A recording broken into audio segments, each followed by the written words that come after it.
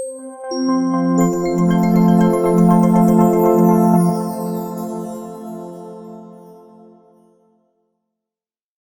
morning, everybody. Welcome to Radio Pi. This week we did a survey on LinkedIn and asked what topics would you like to hear about most. Number one answer was remote monitoring and data sharing. So I'm very excited. We've got a great guest, works for a company called Kosotron that makes these state-of-the-art indoor air quality monitors. We're going to be talking to him about a project that involved our OCS, our OSIsoft Cloud Services, for monitoring those remotely. So our first guest is Michael Orcutt. He is the Vice President of Sales and Engineering at Kosotron. Good morning, Michael. Good morning, Nick. And also with us is Richard Klein. Richard is the Senior Product Marketing Manager at OSIsoft. He specializes in OSIsoft Cloud Services. So hey there, Rich. Hey, Nick. Good morning. Morning. And finally, Daniel Noonen is going to be joining us. Daniel, he was the Partner Solution Architect at OSIsoft who did a lot of the work for this Lighthouse project we're going to be talking about. Hi, Dan. Hey, Nick. Hey. So, Michael, if you can start, can you tell us about Kosotron? Tell us about your role at Kosotron. Kosotron is an electronic air cleaning device manufacturer that is now also building an indoor air quality monitor. It uses a technology called excitation to grow the particulate size in order to remove the contaminants from the indoor airspace and to improve the indoor air quality. I'm currently the Vice President of Sales and Engineering, which allows me to manage our sales force as well as to help with the engineering of all of our applications. Dan, if you don't mind, before we get into what this Lighthouse project was like, can you just describe what is a Lighthouse project at OSIsoft? Sure. So Lighthouse projects are intended to be short proof of concept or proof of value projects where we help our customers and partners solve a real world business problem with one of our new or emerging technologies.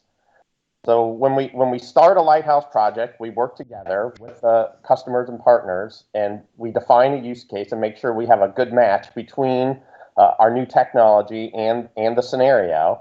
We define what success looks like. We make sure we have a good definition of what success looks like, and then we work the project to its completion.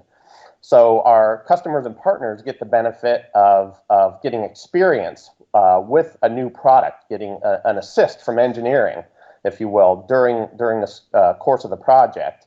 And then when the project concludes, OSIsoft gets we get good feedback we can take back to our engineering teams, and we get a market reference story that we can use in our marketing portfolio. Michael, can you tell us about this specific Lighthouse project? Yes, so this project was a collaboration between OSI Cloud Services and Kosotron for the development of our indoor air quality monitor and the storing of the data. We realized that OSIsoft Cloud Services had the ability to store an infinite amount of data which could be transmitted to their location and back to the customer to show empirical proof that their indoor air quality was what it needs to be, or if it was not, what they could do about it. So can you describe what you were trying to demonstrate with this project? What we were trying to do is, indoor air quality is very difficult to see because the contaminants within the space are submicron typically, and it's just hard to resolve. So what we're trying to do is show empirical proof that we are cleaning the air, or in fact, what the air quality is in an existing space prior to our technology or any other entering. With the COVID-19 virus, many people are no longer working in mass-filled offices. So instead, they're working at home. And what we're trying to do is help with the not landowners, but the tenant owners, to bring people back to the office. There's a lot of leases that need to be renewed, and people want to gain confidence when they return to the workspace, proof that the owners are doing everything they can to clean the air. And that is why we wanted to use OSIsoft Cloud Services to show the data, to have a timestamp on the data, to provide proof to the occupants that everything is being done to their abilities. This can reassure people in public places. That's what you're talking about, right? Yes, Nick, it actually can. I mean, we envision using the indoor air quality monitor in a school setting by which, as parents enter the school, they can see on an active screen what the indoor air quality is in the space in which their children or their students are going to spend the rest of the day. And it will give them a confidence level to know, again, that their children can have a safe return to the classroom. Okay. Hi, Michael. I was hoping you could better describe your indoor air quality sensors and how it impacts your overall business model. Yeah, Rich, what we did is we developed the indoor air quality monitor because we wanted proof positive that our systems were cleaning the air, and we wanted the owners to see that change. So what's going to happen is the indoor air quality monitor not only provides the proof of our efficacy of our technology, but it also shows what the indoor air quality is inside their existing space, and maybe even so with any other technology employed. So if I can summarize, before we move on to talk about OCS, so you've got indoor air quality monitors, they're absolutely state of the art. You're monitoring, but there's also a role in which there's some remediation, or you do you can improve air quality as well. Rich, if you can describe what's OCS's part in this? Sure. And actually, why don't you start by explaining what OCS stands for? What is OCS? Yeah, Nick. So OCS, or OSI Cloud Services, is OSIsoft's hosted cloud data management platform for real-time operations. So in the cloud world, that our platform would be considered or referred to as a platform as a service. So because we offer OCS as a platform as a service for service and equipment providers like Kosotron, for example, they can in turn offer high-value remote monitoring and data analysis services for their clients to monitor indoor air quality virtually anywhere in the world. So in a nutshell, OCS complements Kosotron's existing business model by offering monitoring and analysis services with OCS, which in turn they can then offer those similar services to their clients as a subscription or bundled type of offering. And the final point that I think is worth mentioning related to OCS is there's nothing to build, there's nothing to maintain for companies like Kosotron. We manage it all, and it's a cloud-ready platform available today. Dan, if you don't mind, let's complete the circle here and describe the technology involved in OCS. Like, first of all, how does the data get from these indoor air quality monitors into OCS to begin with? Right. So there's firmware running on the Kosotron device that captures the sensor readings and then packetizes those readings into a protocol that we call the OSIsoft message format, or OMF. OMF is becoming really pervasive in the OSIsoft technical stack these days, and OCS is one of many technologies that we've developed that supports an OMF receiver. So the quick answer is that the device captures the sensor readings and then packetizes those readings into OMF packets and sends those packets to the OMF receiver inside Kosotron's OCS tenancy. There are a lot more details, as you'd expect. To give a full answer, we need to talk about how that OMF endpoint inside OCS is secured. But the quick answer is that there's firmware on the device that's capturing readings and then packetizing those into OMF and then sending those to an OMF endpoint inside OCS. So, and where's it stored? I mean, where's the data stored? It's stored in OCS, and more specifically, OCS has a number of different core functionalities. And one of the functionalities is something we call the sequential data store. So the data is stored in the sequential data store that's inside OCS. The sequential data store, as you might expect from the name, is used to store streaming data or organize streaming data once it's been received, or you can read data that's already been streamed in from the sequential data store. A silly question maybe, but are there any limitations to how much can be stored?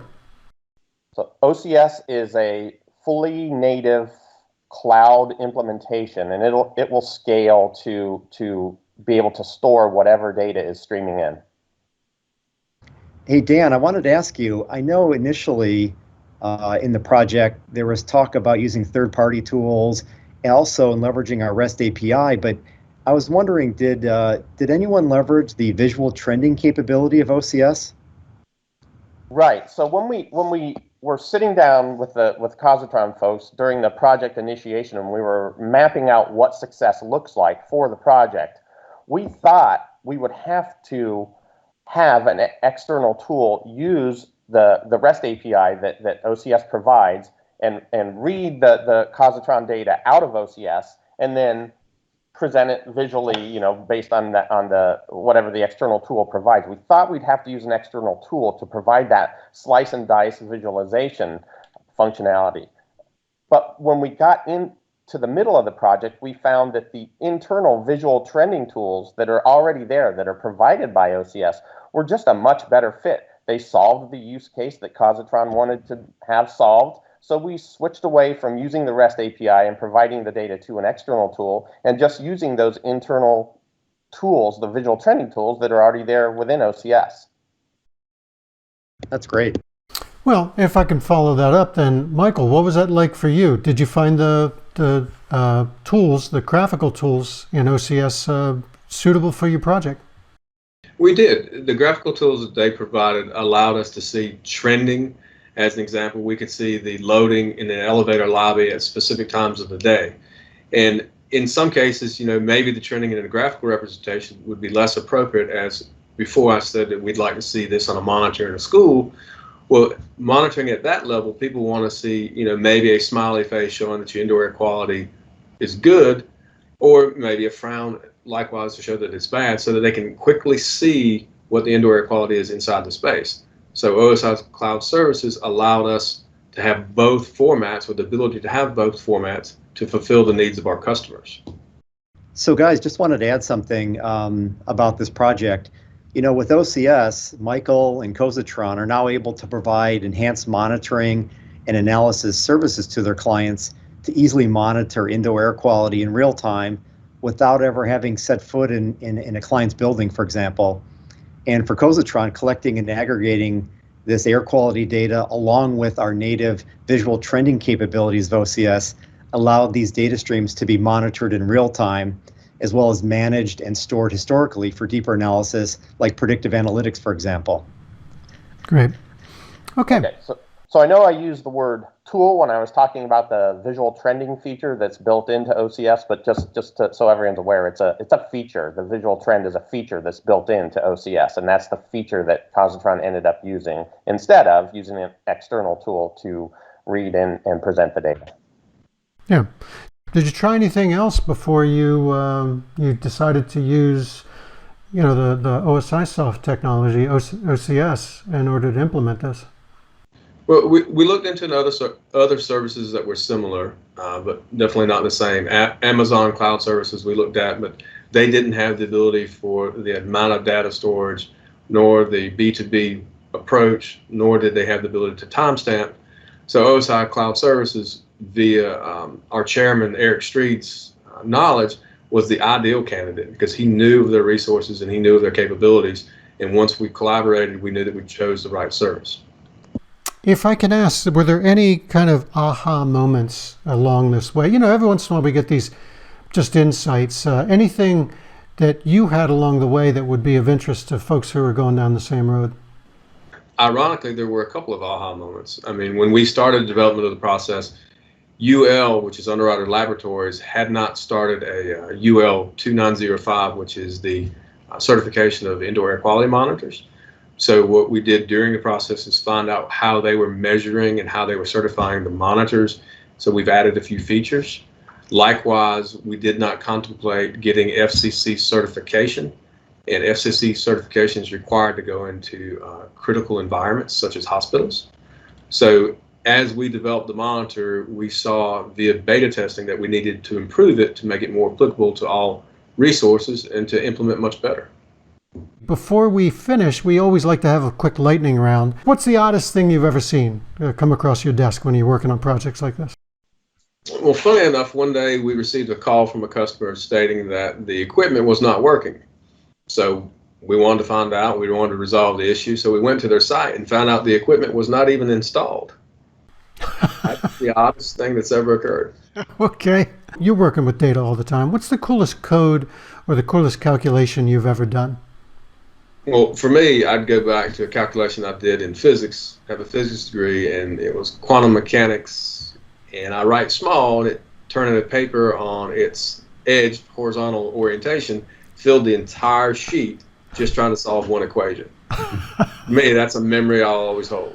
That's very cool. Very cool. Okay, guys, last lightning round question. Michael, you're you're kind of a rare breed. You're a VP of sales and VP of engineering. You're someone in management who's stayed technical. What advice do you have for folks in engineering who would like to get into management? The best advice I could give is to make sure that you listen with the intent to hear, not the intent to respond. Because there's a lot of people that you will manage that have greater knowledge than yourself, and you should take that in hand. Good. That's a good way to end. Look, thank you so much, everybody, for joining us. Thank you guys for being our guests. This is great. Welcome. Thank you. And thank you all for joining us this week, and we'll see you in 2 more weeks. Bye-bye.